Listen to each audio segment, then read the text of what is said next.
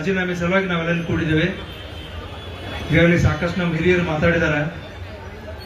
S T ಒಂದು ಕಮ್ಯುನಿಟಿಯ 187 ಕೋಟಿ ರೂಪಾಯಿಗಳನ್ನು ಲೂಟಿ ಮಾಡಿದಂಥ ಒಬ್ಬ ಮಂತ್ರಿ, ಅವರನ್ನ ಸಿದ್ದರಾಮಯ್ಯ ಸರ್ಕಾರದೊಳಗೆ ಅವ್ರು ಮಂತ್ರಿ ಇದ್ರು, ಅವಾಗ ರಾಜೀನಾಮೆ ಕೊಟ್ಟಿದ್ರು.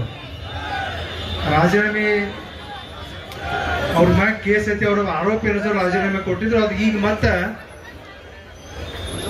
ಈ DK ಶಿವಕುಮಾರ್ ಅವರು ಮುಖ್ಯಮಂತ್ರಿ ಆದ್ಮೇಲೆ ಮತ್ತೆ ಅವ್ರನ್ನ ಮಂತ್ರಿ ಮಾಡೋದು ಯಾವ ನ್ಯಾಯ ಅನ್ನೋದು ಕೇಳಿಸಲು ನಮ್ಮೆಲ್ಲ ಕರ್ನಾಟಕ ಜನತೆ ಪ್ರತಿಯೊಂದು ಜಿಲ್ಲೆಯೊಳಗೆ ಈ ಒಂದು ಹೋರಾಟ ಇವತ್ತು ನಡೀತಾ ಇದೆ.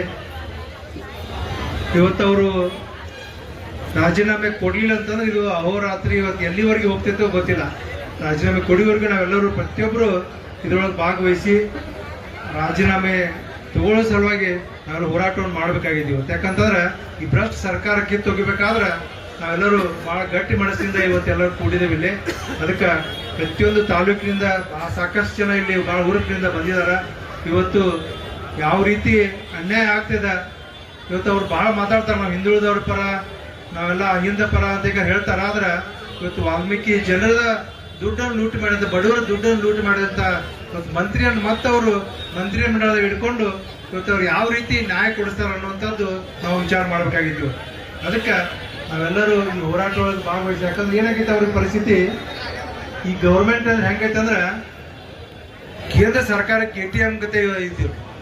ಕೇಂದ್ರ ಸರ್ಕಾರ ಕೇಂದ್ರ ಏನು ಮೊದಲು ಕಾಂಗ್ರೆಸ್ ಅದಾರಲ್ಲ, ನಾವು AICC ATM ಇವರೆಲ್ಲ AICCಗೆ ಅವ್ರೇನು ರಾಹುಲ್ ಗಾಂಧಿಗೆ ದುಡ್ಡು ಬೇಕಾದಾಗ ಇವ್ರಿಗೆ ಪ್ರೆಷರ್ ಮಾಡಿ ದುಡ್ಡು ವಸೂಲು ಮಾಡವ್ರು.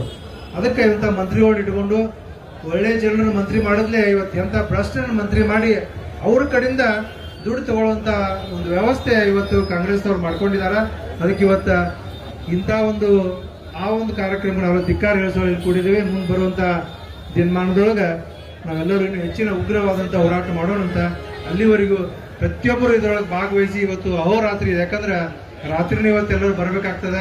ನಾಳಿಂದ ಬೇರೆ ಬೇರೆ ತಾಲೂಕಿನಿಂದ 2 ತಾಲೂಕಿನ ಜೋಡಿಸಿದ್ದಾರೆ. ಎಲ್ಲರೂ ಬಂದು ಇದರೊಳಗೆ ಸಕ್ರಿಯವಾಗಿ ಭಾಗವಹಿಸಿ ಈ ಹೋರಾಟವನ್ನ ಒಂದು ತಾರ್ಕಿಕ ಅಂತ್ಯಕ್ಕೆ ತಗೊಂಡು ಹೋಗುವಂತ ಎಲ್ಲ ವ್ಯವಸ್ಥೆ ನಾವೆಲ್ಲ ಕೂಡ ಮಾಡೋಣ ಅಂತೇಳಿ ನಮ್ಗೆಲ್ಲರಿಗೂ ಧನ್ಯವಾದ ಹೇಳ್ತಾರೆ.